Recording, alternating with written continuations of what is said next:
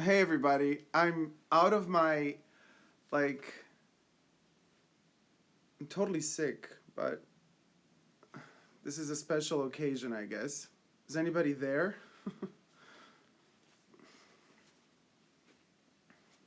Ah, here you go.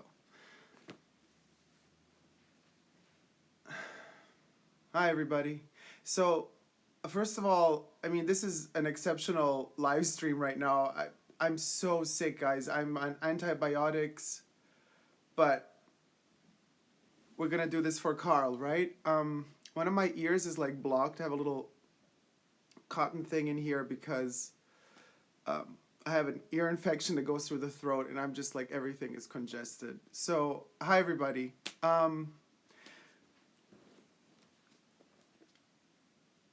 Let me know what you. Can you hear me? Oh, sad day. Yeah, very sad day. Let's just say, of course, we're all shocked. I'm not shocked. It was. It was. I don't know.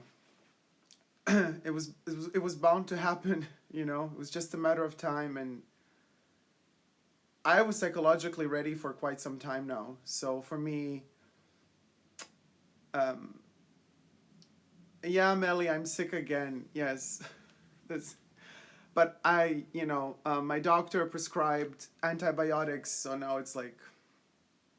Anyway, guys, I apologize for my voice. It's I'm so congested, but this is an exceptional moment. So yes, our hearts are broken. Okay, let's just try to see something interesting. You can't say positive in this case because but then again, some people see death as going somewhere else where it's better. So, but interesting date, the 19th of February of 2019. It's everything is 19 and twos. So there's a 22 there because it's the second 02, which is February of 2019. So we got a 2 and a 2, that's number 22. We got 19, which is Chanel's birthday. And February, which is the date, which is the famous date when the 255 bag was created. And for the occasion, we're celebrating Carl now. We're not mourning. You should be happy that the guy had a wonderful life, that he had an incredible arch of so much work and talent and creativity and so much success in his life, and he worked till his like last day, just like Chanel did. Chanel died on a Sunday actually, and interesting, people said, people quote her. Her chambermaid at the Ritz has often been quoted to have said that Chanel's last words while she was dying was, "Of course I was going to die on a Sunday, the only day when you don't work." So Lagerfeld reinvented the 255 bag. This is his version of it. This is kind of the only really like big thing that we can, as one object, not as a concept, not as his clothes collections. Some shows were better than others. All of them were definitely incredible, but this is kind of what we take from Carl. It's the addition of a double C interlocking lock on the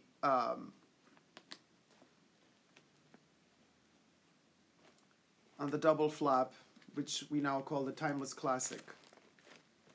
So this is Carl. This here is Carl for Chanel. Okay, so very symbolic date to pass away. As you've seen, I mean, I posted the videos Carl leaving Chanel just like a week ago, and I made it very clear in that video that the end is here. It's just about, if you want something now, I said it already a week ago, get something from his reign, from his era, from his time at Chanel, because that's it. It's over. It's now or never. So we're going to have the opportunity to purchase some pieces from the upcoming main spring summer collection, which he designed. If you have the big money, you could do the haute couture. spring summer 19, and then we have the Egyptian themed in New York based Métier d'Art collection coming up in June, and I don't know how far they were with him in terms of creating fall winter. We don't know. So yeah, everything Carl will be knocking up a notch or 10. What does that mean? Mind you, I'm like totally like on painkillers and antibiotics, so I'm a bit woozy.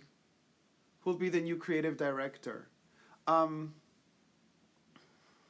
think, listen, for better or for worse, Chanel, the brand, has been milking it in terms of revenue and in terms of upping their prices because they're so popular, because everybody wants to buy their products, but also because I think they were, collecting the coin just to kind of have enough just to be safe once he leaves Chanel. So now the games have changed drastically because whoever takes, I have the feeling it's like when you're in a relationship, when you break up with somebody and then you go into another relationship with somebody else,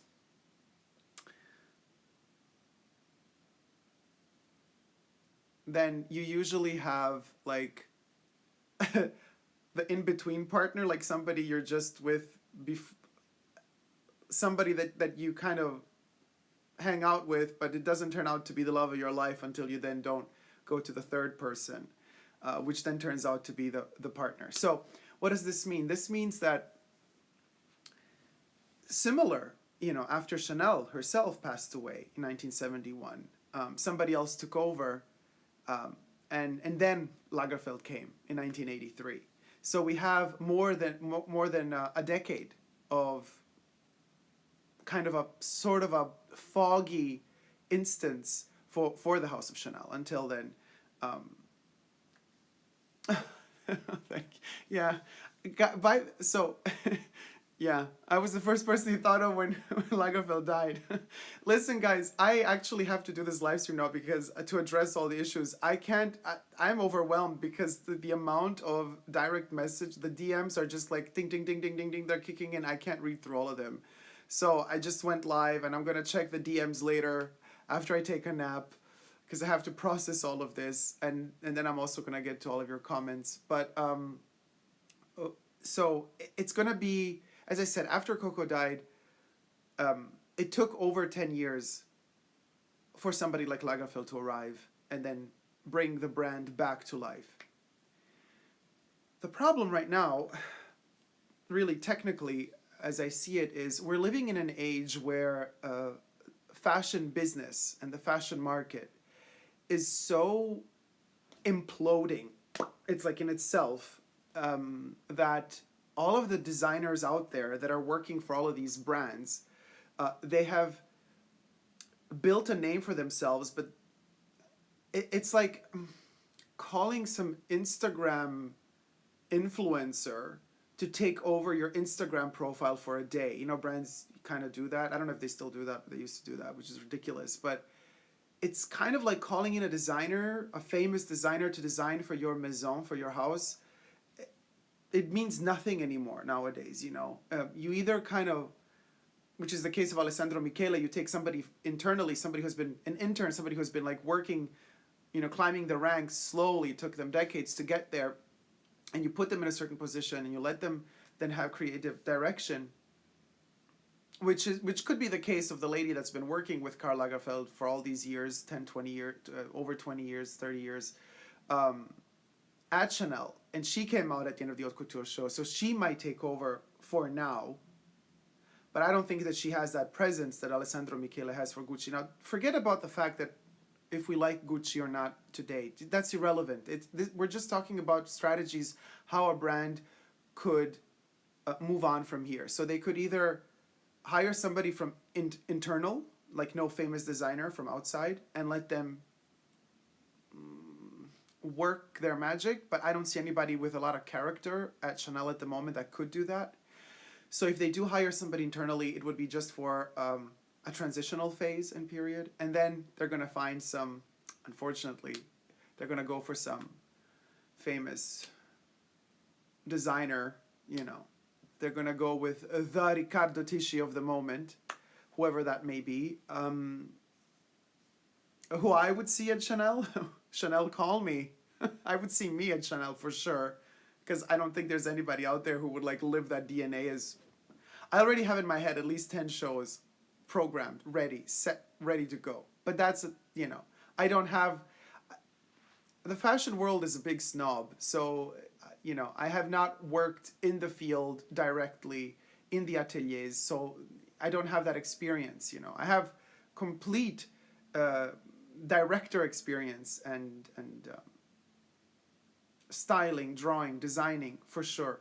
But, you know, they want something else. Unfortunately, there's a sort of a pyramid structure to all of these things where there's very little wiggle room open for anything that's outside of a very set, strict set of rules that most of the time are kind of self-destructive in a way because they don't really help a brand grow, but they're set in stone in a way, and there's just a lot of tradition, and Europe is really a very heavy traditionalist when it comes to these things, and they very rarely step out of their boxes. You know, there's a thing called vitamin B. If you have the really powerful, potent connections, you can go to Mars and back in a day, but I ain't one of those people. So what I think is we're going to be in this transitional phase where it ain't going to be that good for Chanel, the brand. And then, you know, and then somebody will come along, for sure. Or, if not, and at the moment I really don't see anybody, it could be the slow demise of Chanel. But the brand is so, you know, it's a fossil of fashion history that they won't disappear. They're gonna, from now, they're gonna have their downs and ups and downs and ups. That's okay.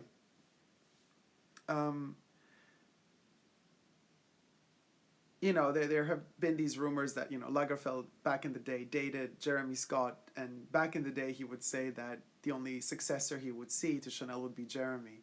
Now, I know a lot of you are going to think, when you think about Jeremy, you think about the tacky stuff he does for Moschino, but he can also do very sober things. Don't misjudge the guy. He would have that potential to be there, but Jeremy's quite shy.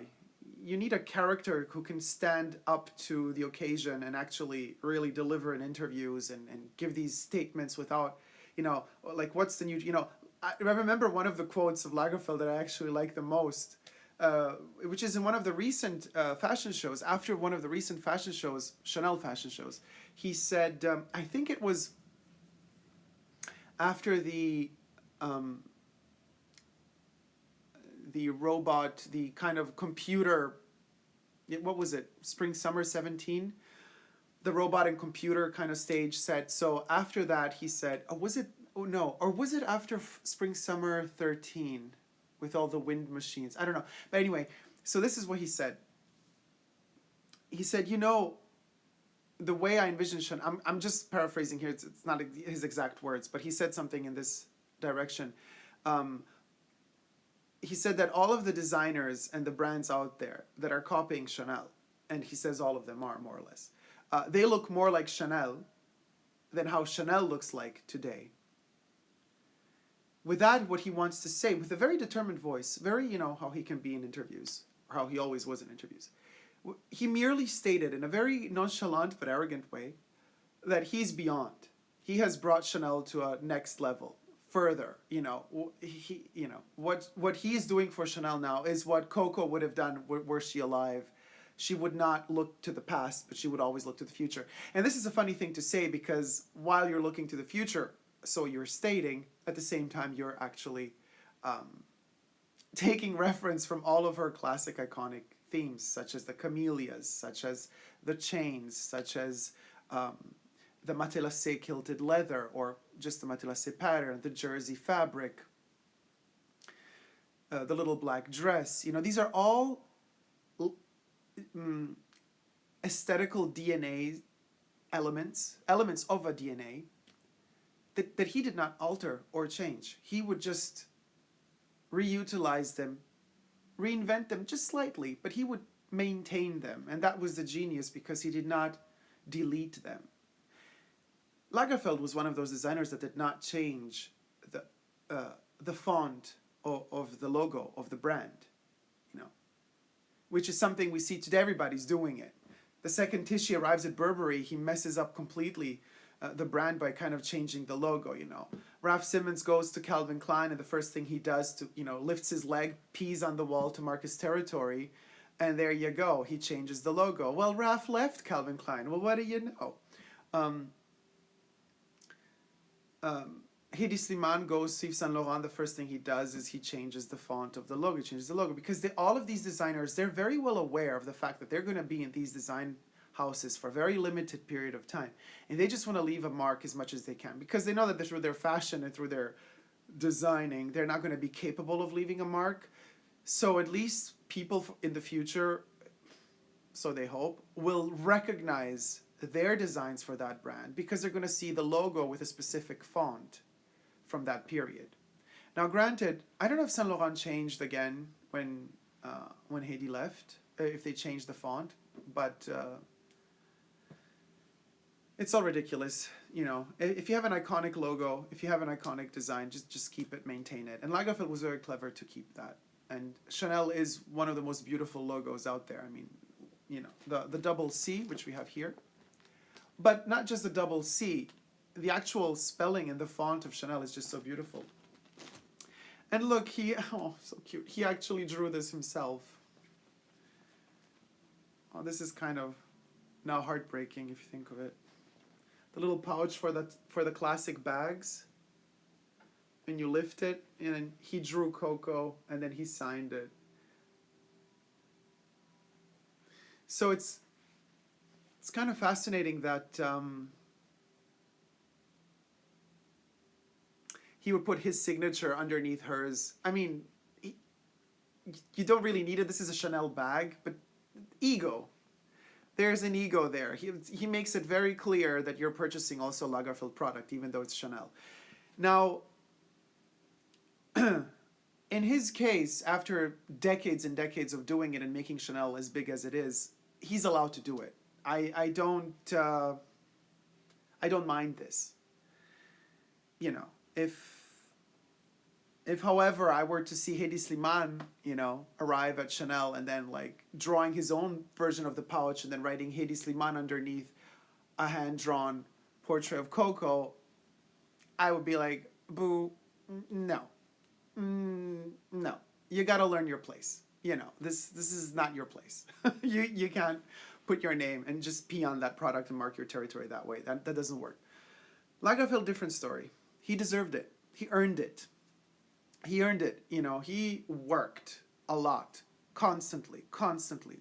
Just somebody who was not just obsessed with work, but obsession is kind of has a negative connotation. I wouldn't say it's a negative. I wouldn't say it as a negative. I would say that he was so taken by work. I think work for him was the most important thing in his life. It was just, I don't know, so important to him. So that means that for him, work was not an obsession, but rather such a passion. It was part of his DNA. Otherwise, how could you, how could you do everything he did? Like, I'm talking about Chloe. I'm talking about Fendi. I'm talking about Karl Lagerfeld, like Karl Lagerfeld for Karl Lagerfeld, and Chanel. And then Chanel is not just Chanel, because throughout the decades, they kept adding more and more and more collections, which they made him do. Now, I don't know how their contractual, obligations from both sides, from Chanel's side, from the Wertheimer side and Lagerfeld side were, but in the 80s when he first began, there were no 15 collections a year. That's something that, and I think that's very unfair of them to do to him, especially at such an advanced age, to keep adding collections for him to make, because he also loved to photograph all of the campaigns himself.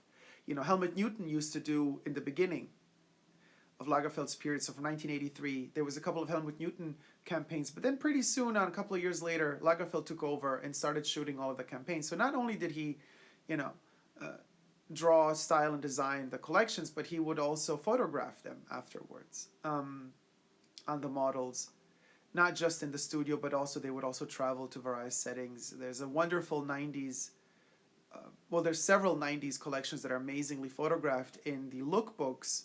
Lagerfeld would travel all over the world to photograph these collections, and one of the most beautiful settings, very Lynchian, is 1990, I think fall winter 1995. They were on Sylt. It's kind of an island in Germany, and Claudia Schiffer was at her best, you know. That whole and they were just in nature, and the lighting was just, it was so, actually more than Lynchian, it was more Hitchcock. It was like a Hitchcock setting. It was right before the birds would attack, you know. So no, I got totally lost. What was I saying? So yeah, he was large and in charge. I wonder what Coco will tell him when they meet upstairs or downstairs. You never know where they're going to meet. You know, a lot of intellectuals say, why would I want to go to heaven? It's so boring there. All my friends are in hell.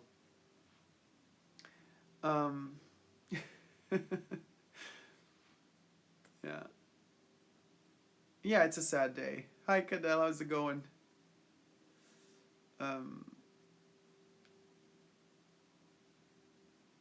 To design is to breathe. So if I can't breathe, I am in trouble. Oh, Cadell, no, I'm not feeling better. I just started taking my antibiotics, and I'm just like all swollen. My throat. I feel like I can't touch this too much. The doctor said don't press it. Like, it's just a mess. I hope you're better though. Thank you. Thanks. Yeah, I'll try to get better. I'm like, it's so annoying to be like sick again. So what I want to say is,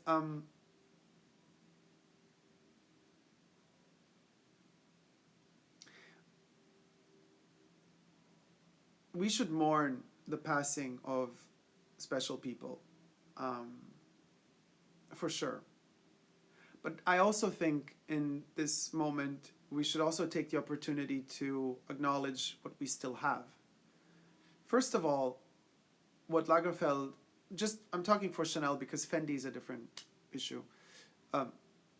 What he leaves behind is a wonderful legacy. It's incredible. So there's nothing to be ashamed of there. You know, it's something to be proud of.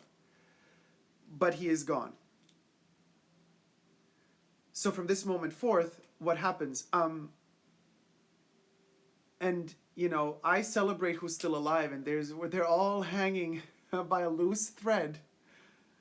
So cherish them. And I'm talking about Vivienne Westwood here. You know, she's turning 78 this year, and just her show, it was heartbreaking. Yesterday. 2 days ago. You know, and Vivienne is not like Carl. Vivienne is like Coco, because Vivienne Westwood's brand is still designed by Vivienne Westwood, in part. Lagerfeld was designing for Chanel. So, to me, the last living fashion designer legend is Westwood. Female. Male, we could debate about it. People love Galliano, people love Gaultier. I adore Lacroix, you know, Thierry Mugler, but they're kind of more or less not really active anymore. I mean, Galliano, sure, he's still active, and Gaultier is doing haute couture, but we're not there anymore in terms of, you know, that iconic vision of the future without giving half a shit about what others think. And the only one who's still doing that is Vivienne. Those few, and she's being so misunderstood. It breaks my heart, because those couple of comments that are under her video, if you go to her YouTube channel, the Vivienne Westwood company actually has their own YouTube channel. So they posted the fashion show, and there's so many negative comments, and there's not many comments, mind you. It's not a very popular channel. It's like not famous, you know. She doesn't really care for marketing, which is another totally avant-garde thing to do in today's day and age when everybody's all about the marketing. She doesn't give a fuck about it. What is happening there is people, it's disgusting. People making fun of her because she's older. You know, she sang a song at the end of the fashion show, and it was so heartwarming. I mean, she couldn't really get all the tones in right, but she did it with so much passion and love, and it was so innocent and pure. And then people bashed her for it. And that's what's heartbreaking. We still have one of these legends. Let's listen to them. Let's listen to what they have to say. Let's try to learn from them. A human being that has lived 78 years has way more to teach you than some idiot 15-year-old troll, faceless troll, that writes a disgusting comment underneath a video. People sometimes tell me, if I give my lectures or something, oh, how amazing, you're surrounded by young people. Not only, I have all sorts of people coming to the lectures, so that's a totally different story, but they tell me, oh, Dacob, you should be so happy when you're surrounded by youth. I'm like, yeah, it's great to see intelligent youth around you, like 15-year-old kids, 16-year-old kids that just, you know, want to learn. Yeah, but, you know, nature gives them the energy. But that doesn't give me that much hope for the future. What really gives me hope for the future is seeing somebody, like Vivian, for example, 77 years old, so full of energy. It makes me, and she wants to do stuff. She wants to save the world. She's an activist. And that gives me hope, because it makes me hope that I will make it one day to that age. And that I will make it one day to that age with that enthusiasm, with that love of life, with that desire to share what I know with others. That gives me hope. And so when I see her on stage singing a song, even though she doesn't get the tones right, but she does it with such conviction and love and desire to share with others, that gives me hope. And when I see people bashing her for that, that deletes my hope. That makes me feel like we're coming at a point where people don't know anymore what is right for them and what is wrong. And I just posted on Twitter a couple of hours ago, I said, you know, the masses don't know what's good for them until it's too late. The masses are messes. You know, the mass is a mess. And it's true. It really is true. And it's painful, because if you know something and if you desire only the good for other people, and then you see how much negativity and how much hate is being thrown at you and at others, it does hurt. I was watching Roseanne Barr's YouTube channel. She says a lot of weird things, and I know a lot of you don't like her, but that's okay. We all are entitled to our opinions, and every opinion is like an asshole, because everybody has one, right? But she said something very interesting about trolls. She said, if you're creating content and you're talking to people and you want to share your knowledge with others, you're creating light. And the trolls are just like moths to a flame. They're drawn to that truth because they don't have any of it. They do not have any of it, and they do not know how to process it. So they would just fly towards you, and they would just stick to you. And as they cover you up, they cover the light. And that's what trolls are. And it's really important to know how to take them away to be able to shine. I found that was really beautiful. So just sharing that with you.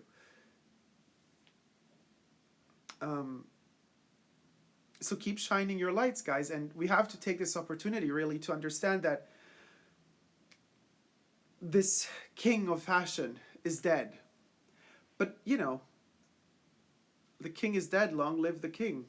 There will, you know, time will go on. I was talking to my mom a couple of months ago about this particular topic. We were saying, what happens if, you know, like, we're living in this time now.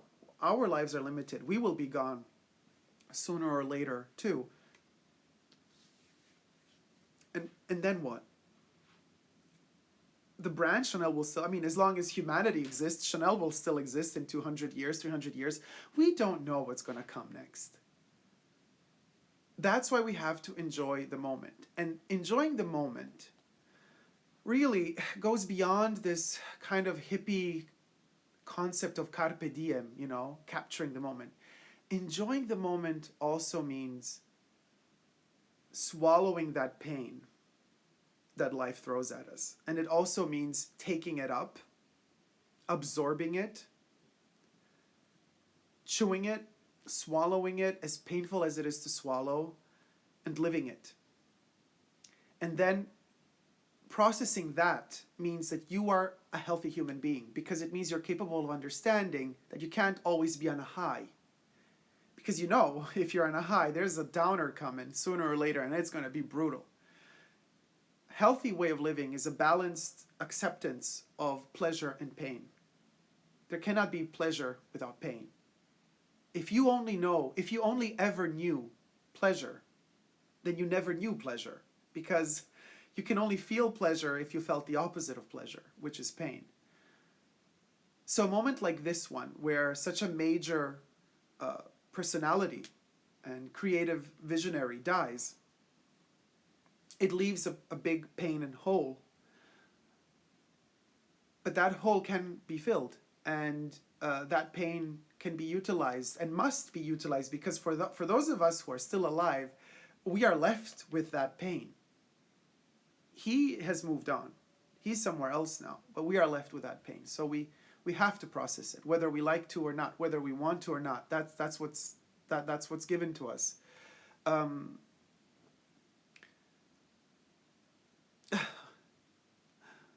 Ode Claude says, sitting here with my sis, she said, you're so well spoken. She loves your knowledge. Thank you so much. Listen, and I apologize for, because my voice is all swollen up, and yeah. Anyway, Peppermint Post says, living and enjoy the moment. Yes.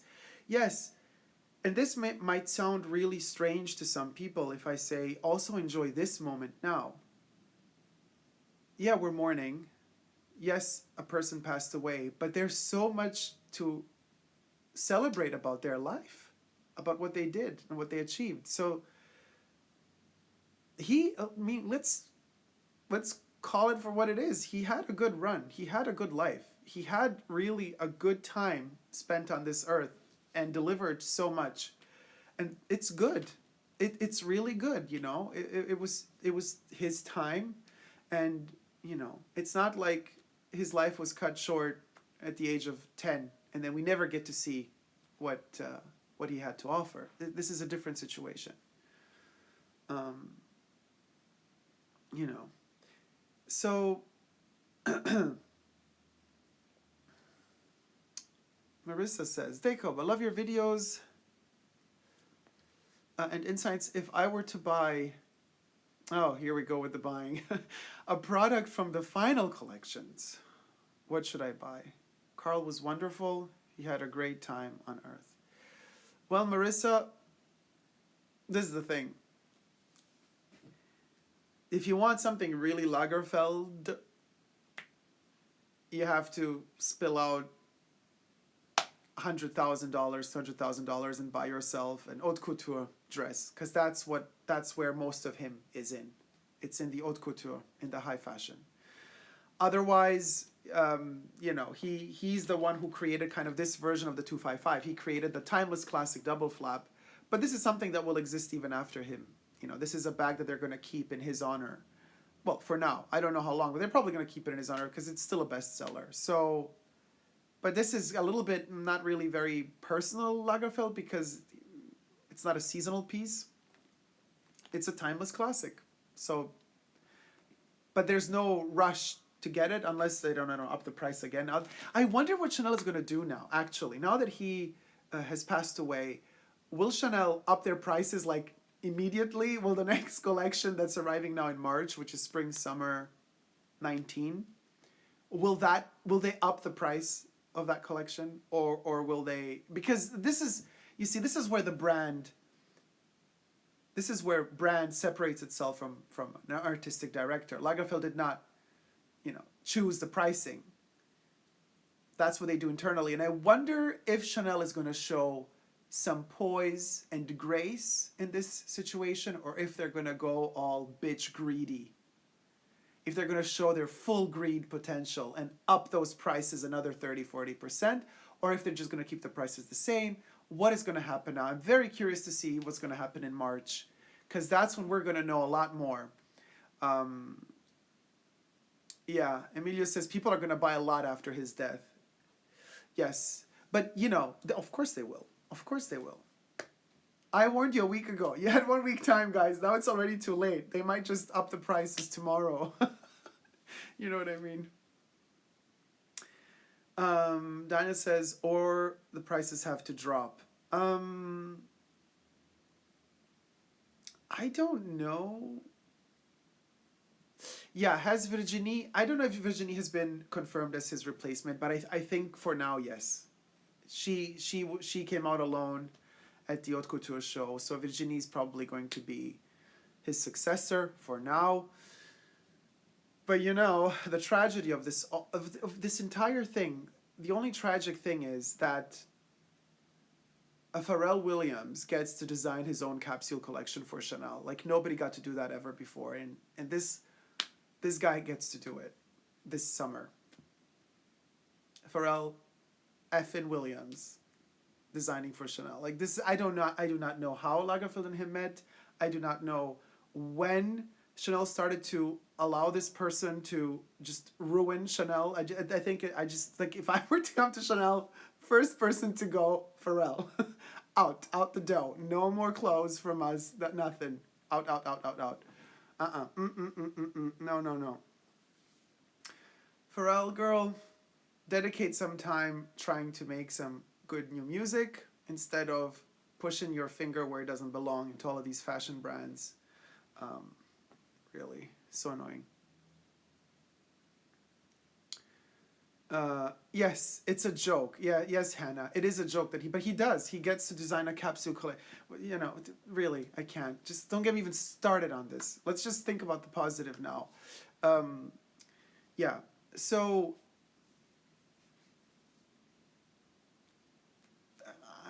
unfortunately, I have the sneaky suspicion that Chanel is going to up their prices. They're going to go all greedy on us instead of staying poised and elegant. So yeah. But we're going to have to wait and see. Cometh March. Cometh March in the new collection. Actually, also cometh tomorrow. I mean, we could just, keep checking the prices of the bags. The bags are the ones that are probably going to go up in price immediately. The last collection would be the métier d'art, the Egyptian. But that's also so symbolic to me. That the Egyptian collection is like the last collection. Isn't that? But it's New York. It's very cosmopolitan. But it's about Egypt. It's about the pharaohs. It's about forever life. It's about transcending the earthly and ascending to something higher. He used a lot of gold in that collection. And the fashion show happened, at the Met. So, was it at the Metropolitan? I think it was. Correct me if I'm wrong.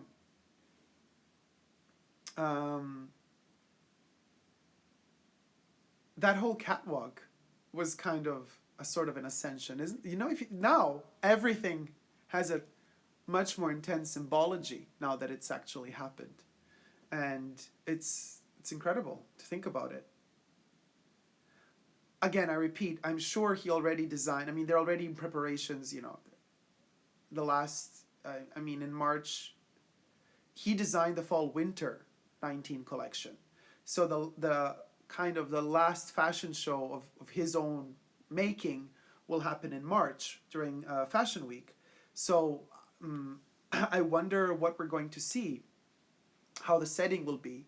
Chanel always builds up these $1 million expensive settings. So I'm sure it's too late now. It's too short notice now to change the setting and create more an homage to him, to his life. But I'm sure they're going to, within the possible given parameters, they will change the setting and they will make an homage to him as his last collection. But so we've had the Egyptian theme, which we've seen, which is the last basically collection. He kind of came out, you know, at the end of the show. That's that. And now, you know, now this fall, so that kind of Pharaoh Egyptian style is his goodbye. But of course, his last designed collection will be fall winter. Who knows how that's going to look like? Are we going to see a lot of black colors? You know, Emilia says that they'll add something. Yeah, for sure. For sure, you know. Kedora says, we'll be so happy if you got to design for Chanel. Yeah, I would be so happy too. I already have, I told you, at least 10, more or less, 10 collections ready to go. With 10 themes. But yeah, that's that, guys. So if you have any comments, let me know. Otherwise, I'm going to go back to bed and try to heal this like sick voice in my throat. You know, I don't even see the time passing. It's all like really complicated. I flipped the screen totally, so anyway. Well, guys, alrighty. Any comments? No, a lot of love. Okay, love you all. Thank you, Daniel. I shall try to get well soon. Thank you, Kentucky Camellia. Thank you, Cadell, you too. Get soon. Hannah, how do you feel about it? About what? Girl, go rest. Emilia said, get well soon. Thank you, guys. Thank you. Yeah, thank you. I just wanted to share some time. Oh, no. Mr. Doctor, you're sick too. Alessia. Hey, sweetie. We got to catch up. Thank you. Thank you. So, good rest, Dacob. Thank you. For you too, get well soon. And listen, guys, you know, yeah, get well soon, Mr. Saint Laurent.A. Oh, Hannah, good night. Yeah, feel better. Guys, I love you all very much, and don't forget one thing. It's okay to be sad. It's okay to cry. It's okay to feel all sorts of emotions right now, because something, you know, I've always respected Lagerfeld. I've never really loved his work too much, but I've always had utter respect and admiration for him. However, and I followed what he did for Chanel all the time. There's another artist. Well, Lagerfeld is an artist. Lagerfeld was a designer. But there's an artist, David Bowie, whose work I didn't follow as intensely as I would follow Lagerfeld's for Chanel. But, in reverse, after David Bowie passed away, I didn't feel a void in the universe, just in the universe. I felt a void in myself. After David Bowie died, I cried. And I didn't really know why. I just felt like a part of me was gone. It was on a higher level. And it felt brutal in a way. I don't feel tears for Lagerfeld's passing, because again, as I said, I think he has also fulfilled so much in his life, and it's okay to let go. But with David, with him, somehow I felt it was too early. You know? I think for David Bowie it was still too early. Oh yes, when Prince died, don't get me started on Prince. Horrible. Yeah, really. You know, and also one of my big loves of my life, Pete Burns from Dead or Alive. Yeah. Oh, Hannah, that's how you felt about Robin Williams? Yeah. Yeah, Robin Williams was incredible. Yeah, his sadness. God, he was so sad. Oh, but then, you know, afterwards, after his passing, you would watch those interviews and you see it in his eyes. You see the sadness in his eyes, and it's just heartbreaking. Heartbreaking. And Daniel, you're right. Carl fulfilled his destiny 100%. So true. Oh, the Peppermint Post says Pete was something special. And I have something special for you guys coming soon. It's incredible. I have actually acquired a piece that belonged to Pete Burns. And coming soon to the Fashion Bunker. That's a little scoop for you here, for who has made it this long in this video. Anyway, thank you guys so much. I love you all very much. I love you so much that I actually came out of my sickness to make this live stream with you. So I'm going to go and try to, you know, every 6 hours I got to take an antibiotic pill, like 4 a day for like a week. So I'm just going to be all drained. You can imagine how I'm going to look like after antibiotics. Poof. All right, guys. Love you all very much. And look forward to this video on YouTube. I guess I could upload it there. Something from Pete. Can't wait to watch that video. It's Something from Pete. Oh my God. And that made me cry. So, and actually, okay, last thing, and then I'm really going to go.